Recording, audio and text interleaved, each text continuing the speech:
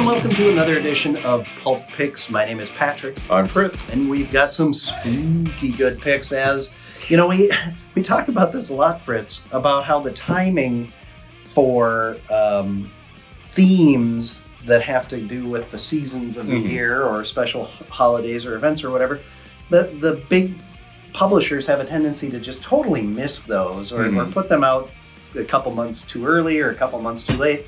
But this week... Yeah, this week there's like a lot of stuff like that's very clearly like for the Halloween month. Also some stuff that like just happens to be like ooky spooky.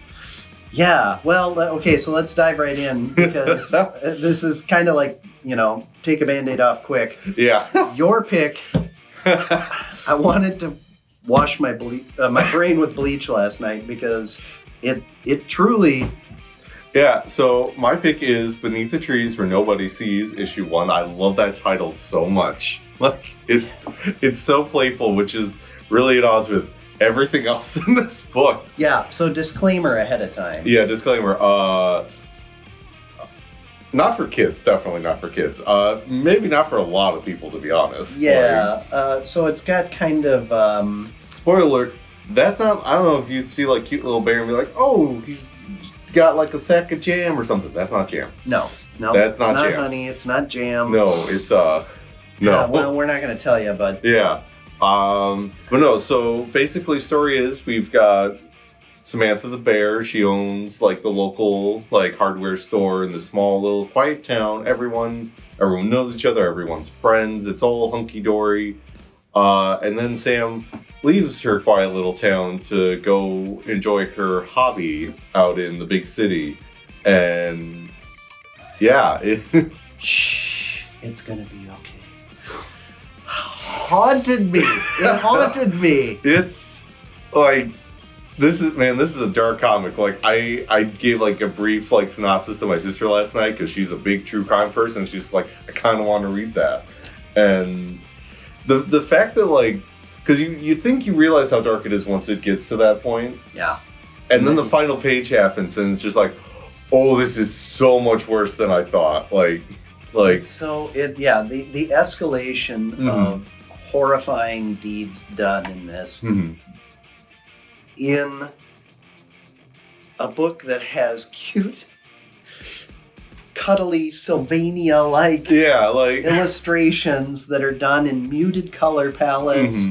It looks like it was done with like colored pencil or something like that. It is so at odds with what's happening in here. I mean, it's very much like American Psycho, Dexter kind of vibes. And like one of the things I actually really enjoyed in it, outside of like the obvious horror aspects of it, is you really do kind of feel like, oh, it's just this real nice quiet town.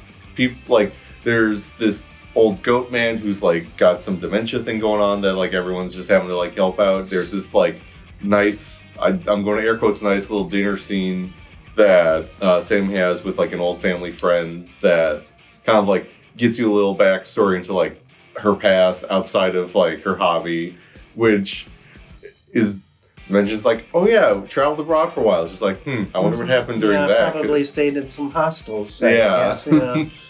But no, it's like it's just like it's kind of similar to like a while back we. Wild's End, I think. Also had issue 5 is out this week too. Yeah, the anthropomorphic. Yeah, it's just this weird way of like how you can use anthropomorphic characters to explore these very human-like things. It's creepier when it's cute, fuzzy animals. Yeah, like it just adds this whole I automatically layer. Don't trust people, so like I'm going into that with my guard up. And like there's just so many good little touches. Like there's when Sam is first driving out of town to go to the cities, it's like these 3 panels where like the first is just like her, like she's had this like whole nice go lucky happy face on, then like the second one she kind of like looks out the window to see like she's passing the like leaving town sign, and then like third panel is her staring out the window and she's just like deadpan. Like just like the immediate shift in mood as soon as she's out of town. She's like, oh. Like even if you don't already kind of like have the vibe of where things are going, like at that point you should be like, no, something's up here. Don't like this. Yeah. So I liked and hated this book at the same time. I love this book. And I have questions about myself having read this book. It's not for the faint of heart. Mm-hmm. It's graphic. You'll never look at a paint can the same way again. Yeah. Oh, God. It's so horrifying. Yeah. Like, I don't know that... yeah. But well themed, if you're into twisted horror, like American Psycho or Dexter or, those kinds of things. It's kind of, true crime kind of stuff. Yeah. If you listen to the last podcast on the left, you'll enjoy this comic. How about that? One would think that this is coming up for them, right? I would submit it as a suggestion. I would be surprised if I don't hear it get referenced by. Yeah. Which, by the by, they've also done comics, so if you want to check those out, check them out. Right. Yeah, absolutely. Mm. Very cool. Well, keeping with the theme, I don't often like anthology books, but this week I went with Crypt of Shadows by Marvel. It's got a number of really good writers. So the gist is that, you've got your Crypt Keeper-esque type character who is Doctor Strange's deceased vampire brother, is the narrator of this story. And he lives in a mirror in a room in Sanctum Sanctorum that lives. That Strange won't go in because it's so haunted it gives him migraines. You see, literally, if you just told me the comic was just that premise alone, I would have read it. So. Well, Al Ewing set the premise that he then has other writers tell these one-off stories on. I'm now immediately sad I did not pick this up. So I kind of just picked it up because I was like, well, it's Halloween. I'll just give this a read and see what I think. And it was Al Ewing, so I gave it the benefit of the doubt. Now, look, this is not something that is earth-shattering. It's not something that's going to change Marvel Comics or anything. These are just very, very short, 6-page, one-off stories that are told by, I think, I think Orlando. Yeah, he usually does a lot of Scott, horror stuff. Yeah, so, there's some, Cavan Scott, Declan Shelby, yeah. So, there's some new writers, some new artists, but there's some that have been around too. And I thought the art as a whole in this was really good. The Daredevil story in particular was really great. Also new Daredevil out this week. Yes, also new Daredevil out this week. And as we said this morning to each other, Aaron Cooter's killing it on art on that one. I'm really enjoying it. So, yeah. This is just kind of a fun pick it up, enjoy for the Halloween season. They're just kind of fun little stories, a la Tales from the Crypt or Twilight Zone. Or, I imagine it's got a very fun little ghost stories around the campfire kind of vibe.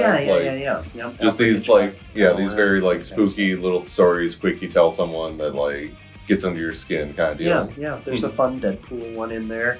And, some of them are kind of this is the end. And others are oh, is this the end? Ooh. Yeah. So, but it was fun. And I did, a lot of times Marvel and DC will use these kinds of books to see what an artist or writer is capable of. So oftentimes you'll see some of their very early work before they get doing some other stuff. And in particular, the art for me on a number of these stories was good enough that I would like to see some of these people continue on. Cool. Anyway, so now... Speaking of Al Ewing and spooky stuff. And ghosts and murder. Avengers Inc. issue 2, I believe. Now, wait a minute. How can this be ghosts and murder and, this is... Janet, because we picked number 1, right? Yeah. And this is Janet just trying to figure out who Victor Shade is, isn't it? Yeah. And yet. So, premise of this one is, apparently at some point, the old Avengers mansion got basically turned into a giant Airbnb, which I find very funny. By Johnny Storm! Yeah, by the way, it's just the funniest part. It's just he would be, the one doing that, but...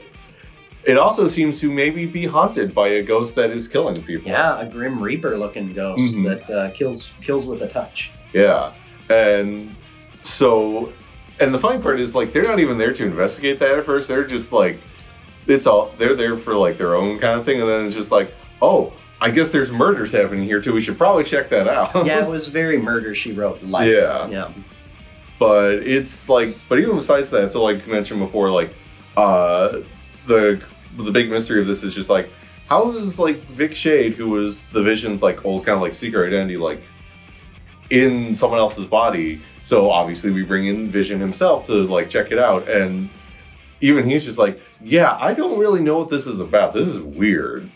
Yes. And I don't know, it's just Ewing has such a good, both like between this and his recent appearances in McKay's Avengers, Vision has just been really good recently. Like you really get that like, it's got that very classic kind of like Data from Star Trek vibe of just like he's really close to being human in a lot of ways, but in other ways he just like can't quite breach that gap. Yes, and Victor Shade was one of the attempts to try to, which is like, and he talks about that in here. It's just like it's very awkward for him. The one time he really got to like choose his own identity, and now it's somehow been usurped. So like, obviously he's not like super thrilled about that. Yeah, I really like Vision. Mm-hmm. I think he's an underutilized Avenger character.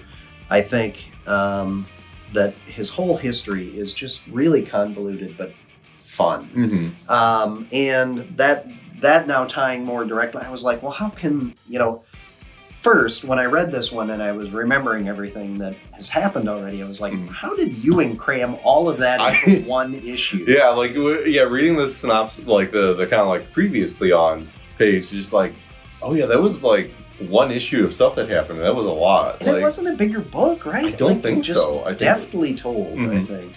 And like, this is also like, we were talking about Vision a lot here, like Janet gets a bunch of time to shine, like, I love their way of like using the fact that like, oh, she can shrink, so like she can like notice these like smaller details, and that's cool. Part of how she like solves like the mystery of it all. Yeah, and it was, so this is probably more along the lines of, and this is not a knock on the book. I like this. The wrap up of it was very Scooby-Doo like. Yeah. Right? No, it was, but like in a way that like perfectly makes sense, and like once you figure out like, oh, this is what's behind this. This is why it's happening. It's just like, yeah, that would be like how you get it. And it's also great for, the Halloween theme that we've got going here. Yeah. You've got a ghost that's haunting. You've got people wearing masks. Mm-hmm. There's just, it was super cool. I really liked it. I like where they're going. And I'm so much more curious about what is going on with Victor Shade. Mm-hmm. Where is Whirlwind now? If somebody else is if this is truly a different personality that's inhabiting the body of Whirlwind, which was dead, we thought. But, I'm very curious to see where this goes, and it's Al Ewing, so it's going to be something. Also excited there's a tease for what the next issue is about, which is another murder mystery, which is, I really do love this whole thing that Ewing planned on with Wasp for like, oh yeah, she's just like doing these like criminal investigation things. Like it's such a fun angle that I don't think anyone's ever done with her before that really works. Well, and the setup for it in the Wasp miniseries that led into this was really which you should also check out. Yeah, you should check out that in the Ant-Man miniseries also. Both also by Ewing, which I believe both also got a reference on here. Yes. Basically, assume if Ewing's writing something, it'll probably show up on here at some point. We've probably said that. But it always bears repeating because you should always read his stuff. Well, we pick Ewing stuff more than any other. Oh, he's definitely the one who's been on here the most. Yeah, for sure. Not even close. But that doesn't mean that there's not all kinds of other great stuff. Mm-hmm. There's a ton of books. There was the new Incredible Hulk this week, Daredevil. Honorable mention has to go to Justice League versus Kong versus Godzilla. Yeah, right? Which we definitely did not get enough of. Definitely. I thought that we ordered a lot based on how many people had subscribed to it at the point that we had to finalize that order, and then a bunch more got added. So we're going to look to see if we can add more. So check back and see if we can come get what you can. But we're hoping we can get some more in for you. Yeah, hot already. We will be back next week with more picks. Be sure to like, follow, subscribe, comment. Let us know what you're thinking. We love to hear your feedback. And stop on into the store and pick up some great reads for the Halloween season. Fantastic. We will see you next week.